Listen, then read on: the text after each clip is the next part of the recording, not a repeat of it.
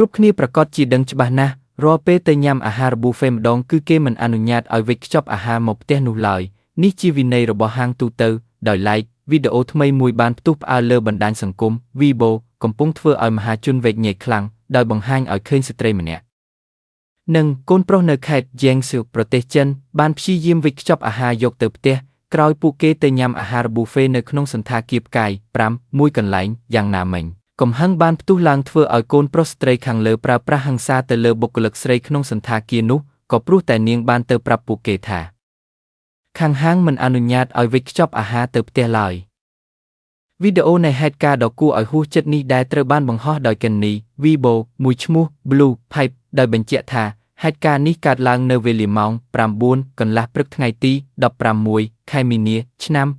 2026 កន្លងទៅបុរសម្នាក់និងម្ដាយដែលមានវ័យជាង 80 ឆ្នាំបាននាំគ្នាទៅញ៉ាំអាហារពេលព្រឹកនៅហាងប៊ូហ្វេលំដាប់ផ្កាយ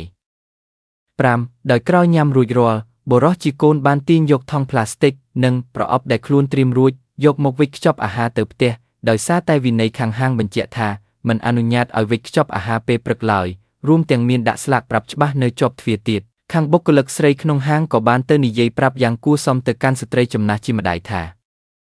សូមទោសលោកស្រីខាងហាងពួកយើងមិនអនុញ្ញាតឲ្យយកអាហារទៅផ្ទះនោះទេ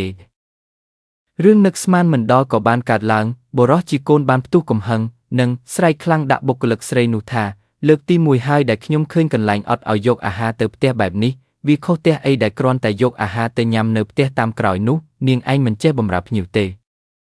លើសពីនេះ